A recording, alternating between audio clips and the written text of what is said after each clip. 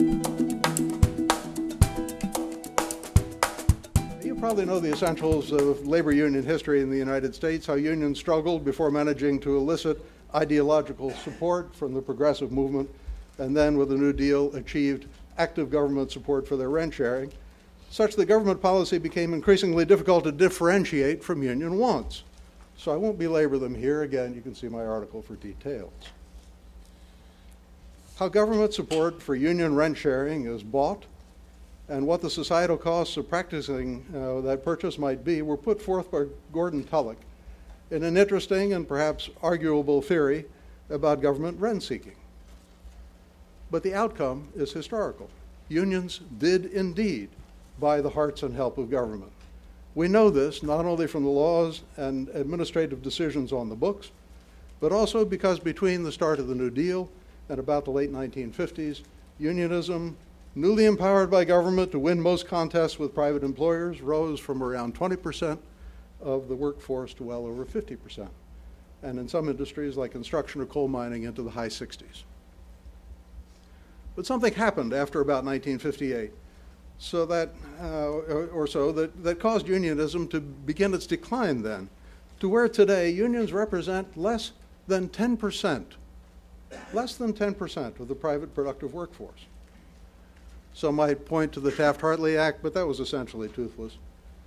Now, what happened is that unions had by then already become so successful at grabbing the economic rents of the private productive system that the system not only ran out of what was available to share with them, in some cases, it ran out of the possibility of raising more. Unions may have been able to level the playing field among competitors in, for example, the automobile industry by unionizing all of the major players and driving up their costs in lockstep, but it could not demand excessive wages at Toyota or Mitsubishi. Companies like U.S. Steel and General Motors began to be unable to generate any economic excesses in their markets, despite the fact that they had protectionist tariffs and a huge head start over worldwide competitors. So that our large unionized companies, and even some whole industries like coal mining, shipbuilding, or garment working, like maritime industries or railroads or steel making, began to decline, taking their unions with them. Nevertheless, despite this precipitous decline, over the past couple of years, union membership has actually been growing. Now, how can that be? Unions discovered the ultimate honeypot in public employment, starting in the early 1960s, when unionization first became politically encouraged by JFK. The need for unions to protect the sensibilities of private servants, public servants, is hard to reconcile with the claims made for the need for unions in earlier eras, when it was alleged to be a necessary foil to the plutocrats and the grasping capitalists who were said to have dominated the industry then. Indeed, public employees were already well protected by civil service regulations, already had elaborate seniority rules for advancement, essentially lifelong job security, superior or even extra special fringe benefits, more vacation time than most, superb working conditions, etc., all given in exchange for what were supposed to be somewhat anemic wages. Both the putative benefits of unions and their organizing tools, the strike and the work stoppages, were generally inapplicable in public employment. Nevertheless, public unionism grew, and as of now, more than 2/3 of state and local employees are members of unions. Significantly, there are none of the limits to public union demands that eventually overtook private unions. There are few motivations for government employers to try to thwart demands from their public employees. What would be the point?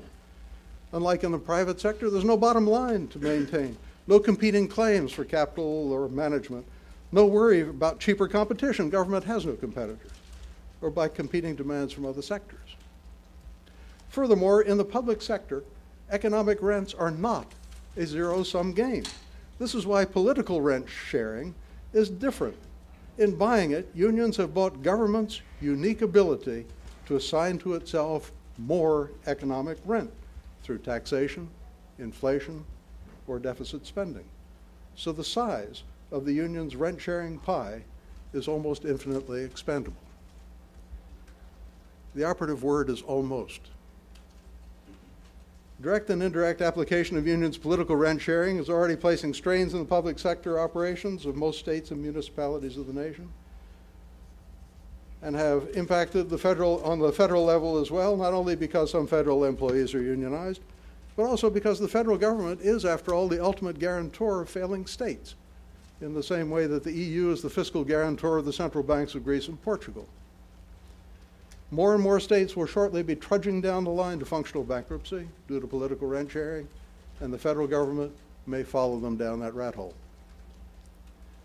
Because it's unlikely that the political courage necessary to destroy the public unions will arise before the approaching cataclysm is well advanced, I predict painful times ahead for the nation. Do I have any particulars for you to work on? Unfortunately, no. I spent most of my adult career trying to get something reasonable done about an easy problem, the mess that's the Davis-Bacon Act, blisteringly outmoded, demonstrably idiotic in application. But I've made only tiny progress, a couple of meaningless modifications to it during years of Republican administration and Congresses. This public rent-seeking is a much bigger problem, and it will take a concerted effort by all of us interested in saving the future of the nation. I feel certain that if we don't get together and find some way to do that very shortly, the elephant here in the elevator that we're still trying to disregard may well sit all over us.